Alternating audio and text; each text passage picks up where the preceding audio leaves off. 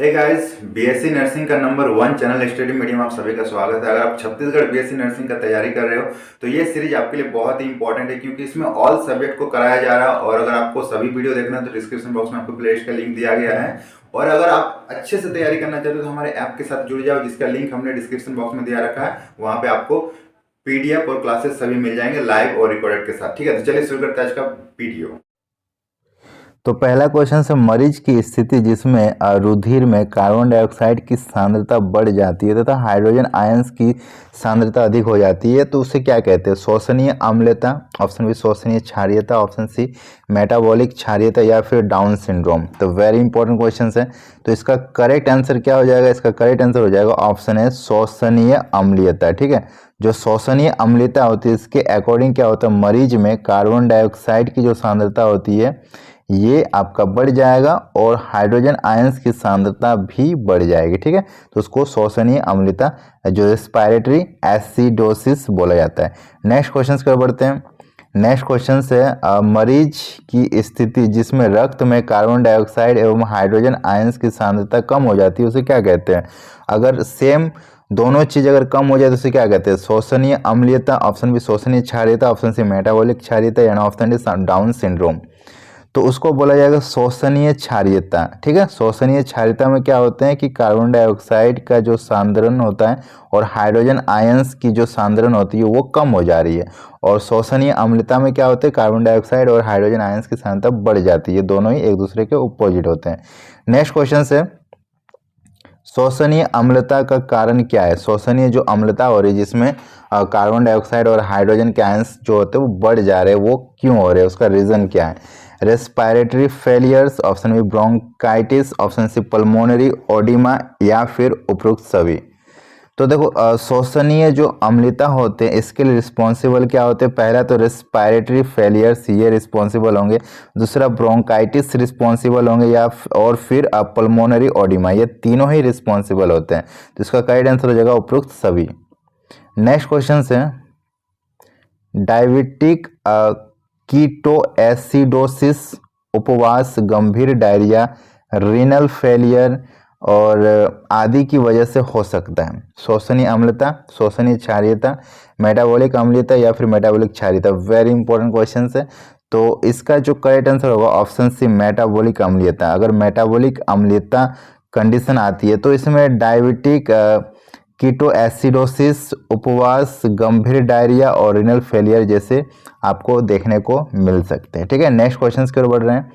High fat diet के कारण ketone bodies के बनने से कौन सी स्थिति उत्पन्न हो सकती है? ऑप्शन ए शोषणीय अम्लता, ऑप्शन बी शोषणीय क्षारीयता, मेटाबॉलिक अम्लता या फिर मेटाबॉलिक क्षारीयता।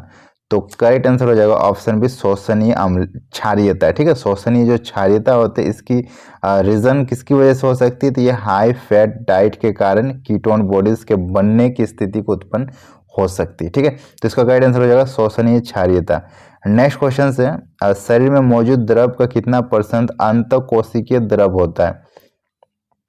इंट्रा सेलुलर फ्लूइड होते हैं कितना? हमारे शरीर में जितने भी द्रव होते हैं उनमें से कितना परसेंट कोशिकीय द्रव का परसेंट होता है? ठीक है, 50%, 67, 80 या फिर 92%। तो करेक्ट आंसर हो जाएगा ऑप्शन बी 67%।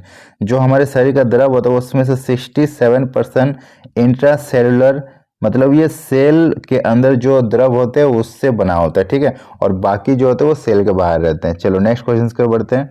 नेक्स्ट क्वेश्चन से, एक सामान्य अवस्था में वयस्क को सामान्य तापमान पर प्रतिदिन लगभग कितने द्रव की आवश्यकता होती है? 2000 से 2200 ml, ऑप्शन बी 2400 से 2600 ml, ऑप्शन सी 3000 से 3200 ml या फिर 1800 से 2000 ml। तो करेक्ट आंसर क्या हो जाएगा? करेक्ट आंसर हो जाएगा ऑप्शन बी 2400 से 2600 ml। ठीक है, ये प्रतिदिन आवश्यक द्रव का जो है क्वांटिटी है। तो हर दिन हम लोग को 2400 से करीब 2600 ml द्रव की जरूरत पड़ती है। चलो नेक्स्ट क्वेश्चन की ओर बढ़ते हैं। नेक्स्ट क्वेश्चन से, कोशिका के बाह्य कोशिकीय द्रव में निम्न में से किसकी अधिकतम मात्रा पाई जाती है? सोडियम, पोटेशियम, क्लोराइड या फिर बाइकार्बोनेट्स। तो कोशिका के बाह्य कोशिकीय द्रव जो होते हैं एक्स्ट्रा सेलुलर फ्लूइड होते हैं उसमें किसकी मात्रा सबसे ज़्यादा होती है? तो उसमें अगर आप देखोगे तो सोडियम की मात्रा सबसे ज़्यादा पाई जाएगी। ठीक है, नेक्स्ट क्वेश्चन की ओर बढ़ रहे हैं। नेक्स्ट क्वेश्चन से मनुष्य में सामान्य यूरिक अम्ल का स्तर कितना होता है?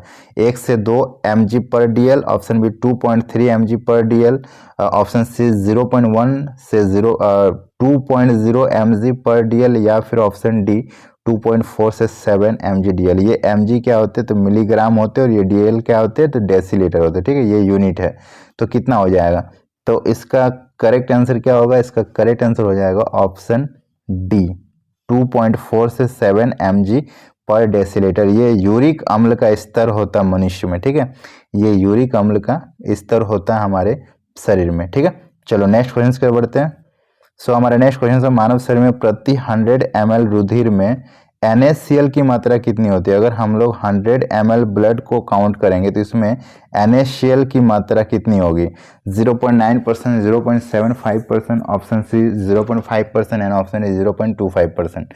तो करेक्ट आंसर हो जाएगा ऑप्शन है 0.9%। ठीक है, 100 ml ब्लड का 0.9% NaCl होता है। ठीक है, 0.9% सोडियम क्लोराइड पाया जाता है।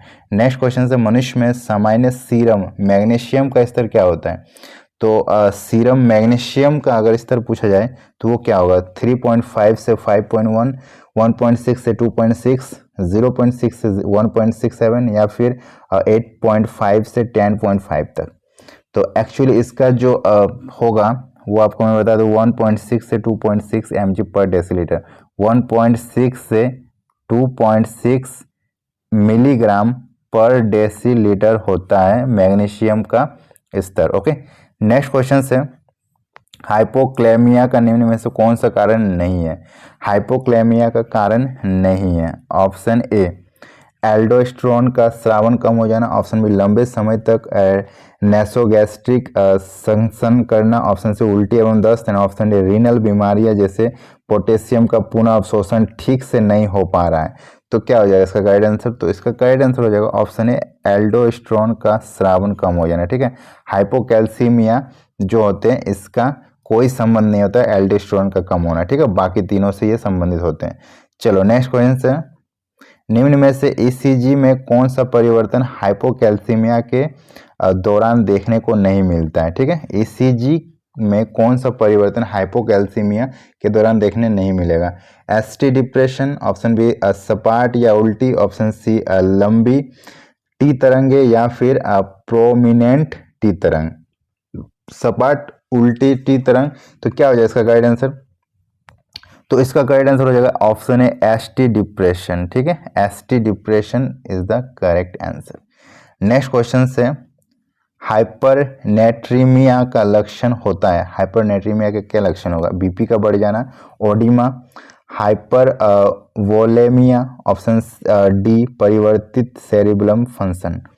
तो इसका करेक्ट आंसर हो जाएगा ऑप्शन डी परिवर्तित सेरेब्लम फंक्शन। ठीक है, ये हो जाएगा इसका करेक्ट आंसर।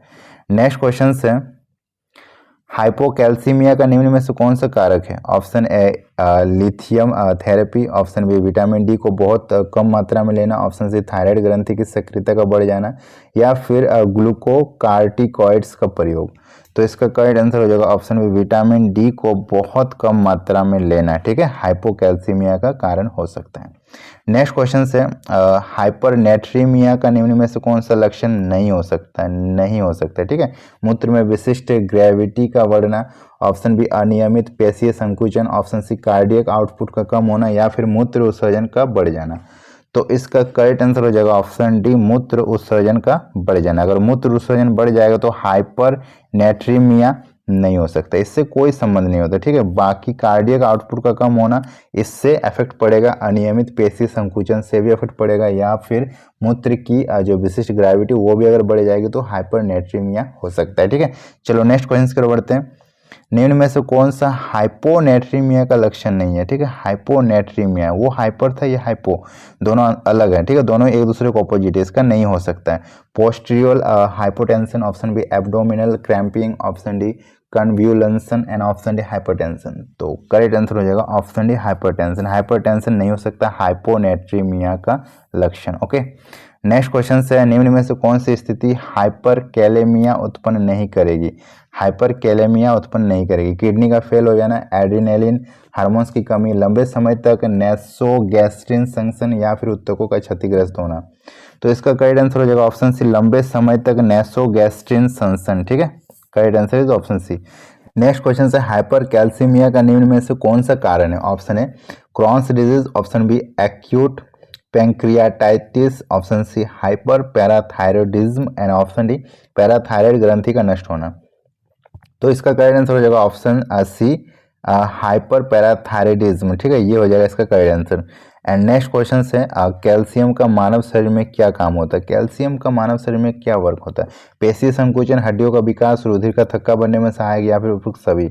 तो करेक्ट आंसर हो जाएगा ऑप्शन डी उपयुक्त सभी। देखो कैल्शियम का यूज होता है पेशी संकुचन में, हड्डियों के विकास में और रुधिर का थक्का बनने में भी कैल्शियम का सहायता होता है। तो correct answer is option D उपयुक्त सभी। वीडियो अगर पसंद है तो लाइक कीजिएगा, सभी के साथ शेयर कीजिएगा और चैनल को सब्सक्राइब जरूर कीजिएगा। और तैयारी को अच्छे से करना है तो हमारे ऐप के साथ जुड़ जाइए, वहाँ पे आपको पेड कोर्स मिल जाएंगे बहुत ही सस्ते में। छत्तीसगढ़ के लिए सबसे बेस्ट कोर्स है वो। और अगर पीडीएफ डाउनलोड करना है तो वो भी आपको ऐप में ही मिलेगा, बहुत ही शानदार 8000 क्वेश्चंस का पीडीएफ है। अगर वो भी पढ़ लेते हो तो एक भी क्वेश्चन नहीं छूटेगा, जिसका लिंक हमने डिस्क्रिप्शन बॉक्स में दे रखा है। और ये मिलते हैं नेक्स्ट वीडियो में, तब तक के लिए बाय बाय।